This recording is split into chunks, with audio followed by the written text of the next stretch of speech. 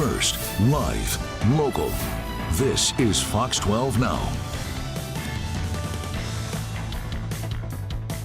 Hello, everyone. This is Fox 12 Now. I'm Greg Nibbler. Thank you for joining us here. And what we are talking about is Election Day, obviously. We'll be having coverage throughout this day and evening. But right now, we want to talk about something that happened earlier today. And that has to do with a press conference from the Portland Police Bureau Chief, Bob Day. He spoke about the preparation that the city and really the community is doing to prepare for this evening and in the event that there is any kind of unrest at all. So let's go directly to this. So again, this was earlier today here on November 5th when this press conference happened. Let's hear from Bob Day.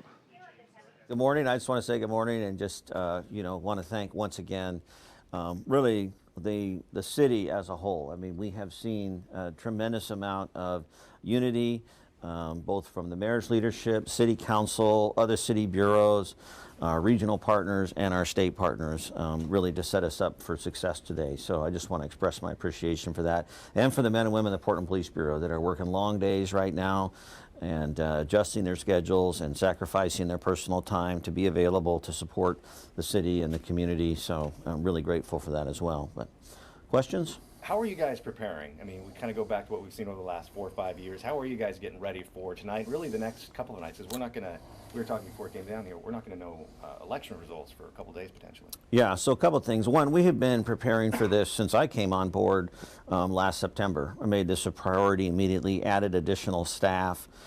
We've obviously talked about reconstituting the rapid response team. We've sent our outreach officers, what we call our liaison officers, to national training. We've been back to Ohio, other places. We have participated in some international conferences. We sent some of our incident commanders and leaders over to London where they presented and received back information. So we can say confidently we are looking at best practices across the board. We brought in an independent consultant who reviewed our actions over 2020, took that feedback, have embedded that in the process. We've also done a tremendous amount of training just on the ground with our members around mobile field forces, which are patrol response, as well as the rapid response team getting monthly training. And then, finally, we have been working really diligently and closely with the community. We've been in conversations with numerous groups, both activist groups, business leaders, neighborhood associations, being very transparent, universities and university presidents, really just being clear about what our expectations are and then soliciting their input and their feedback about what their expectations are of us and being responsive to that. It's really, I think, put us in best possible position for today. To Joe's point, there are a lot of unknowns with when we're going to get results, when people will react to those results. Do you have an anticipated timeline? Well, not exactly, because as you said, there's so much uncertainty, right? Both nationally and even locally in terms of process. In policing, our job is to try and mitigate risk. We're never going to eliminate risk, but we try to mitigate the risk. And in doing so, we do that through preparation and planning. One of the areas where we're farther ahead this year than we've been in the past is PPB has established several incident management teams. So we're prepared to have available staff over an extended period of time. I've canceled days off through the week, so at least through the end of this week. We can adjust that as necessary, but we're not going to be burning through our people at a level we were doing in the past. We're really more mindful of preparation and wellness to be able to take us for a sustained period of time. I certainly hope that's not the case, but it is definitely unpredictable and more of a nuance than a science for sure. How many hours do you think your officers will be working tonight and maybe into the end of the week? So we have people on 12-hour shifts. So we have them coming in staggered throughout the day, 7 a.m. to 7 p.m., noon to midnight, 2 to 2 a.m., 4 p.m. to 4 a.m., et cetera, and then 8 p.m. to 8 a.m. So we have, number of people staggered, but everybody's working 12-hour shifts, and the goal will be to make sure that they get out, within that time frame.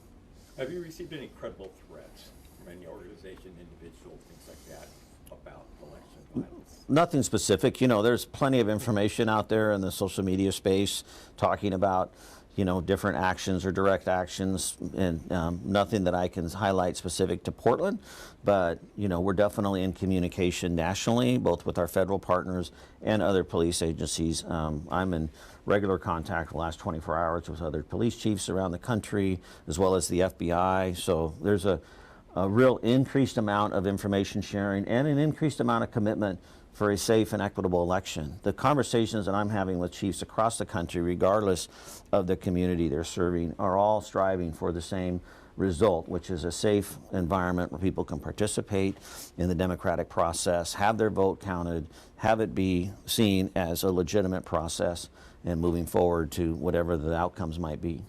The boarding up of downtown, I mean, we're seeing businesses take steps. Right. And then I think the e-scooters aren't allowed in the downtown area, is that right? Or I'm not aware of the e-scooter decision. I can get back to you on that. Sure. All right. But yeah, we have seen businesses taking steps to board up, and I fully understand that need for that preparation, right? The responsibility they have to their own business and to their customers, et cetera, certainly makes sense to me, because we cannot promise that there won't be violence. We can't promise that there won't be vandalism. We've made it clear that we are going to interdict that behavior to the best of our ability and stop that as soon as possible and have people be arrested and charged appropriately. But I can't promise that to anyone, and so I understand why businesses are taking these steps. We've made a decision as a city, for example, we're not doing that with city properties at this point. We may have to adjust that depending on how things go, but I have hope and a belief that that those events are going to be few and limited, but I'm also not a business owner and I understand why they would want to take those precautions. Have you set any thresholds for requesting assistance from the state and federal government? Well, we have already, in partnership with the state. I've spoken with the state police superintendent this morning, Casey Cotting. Spoke with the governor a few weeks ago. We have great support and advocacy both from her and from our OSP partners.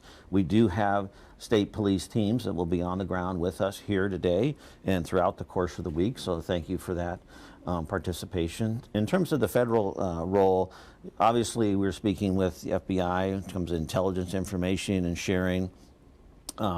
And the Federal Protective Service, I spoke to their director who's responsible for Northwest. Federal Protective Service is the uniform component you see over at the Edith Green building or the Gus Solomon building. They have police cars and uniformed people downtown, so we'll work with them. But there's no intention on our part to call upon the federal government or to seek assistance from the federal government from an on-the-ground standpoint, from an officer standpoint. This is really an event that's going to be managed by the Portland Police Bureau and the state police, and our regional partners are going to support us by providing response to calls for service when we can't get to them. So Portlanders who still have crisis and need an emergency response will have a police response thanks to our neighboring agencies. You mentioned that you've been in touch with other police chiefs elsewhere.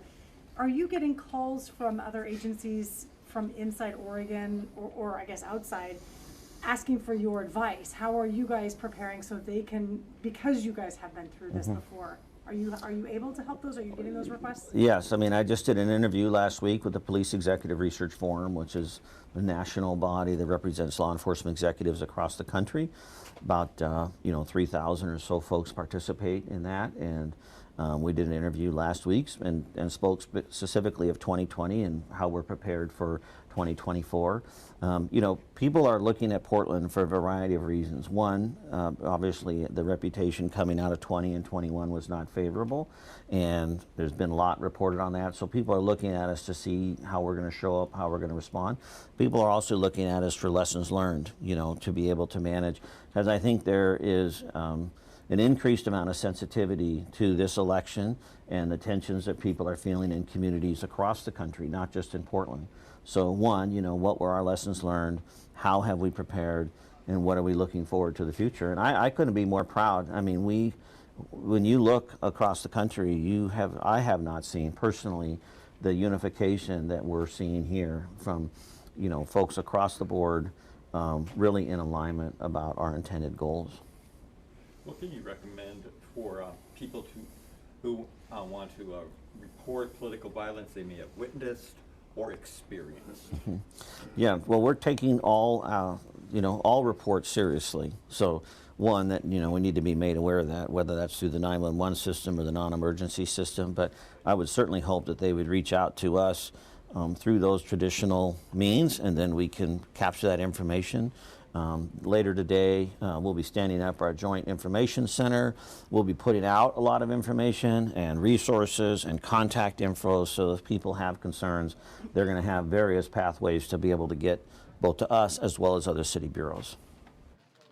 All right, so there we go. Chief Day just talking about some of the preparation for tonight should something happen there, or depending on how these election results work out. So I want to remind you that we will be covering this election in depth throughout the evening into the night. Anything that goes on as far as updating results or breaking news, you can follow along at kptv.com. I highly encourage you to go to take a look there. We do have some really great graphics and things that you can work on, some interactive maps as far as following along with the election results, but we'll also have those on our newscasts and any live streams as well. So thanks for joining us. We will find out what's going on here soon once results come in here within the next few hours, but we'll keep you up to date with everything else nationally.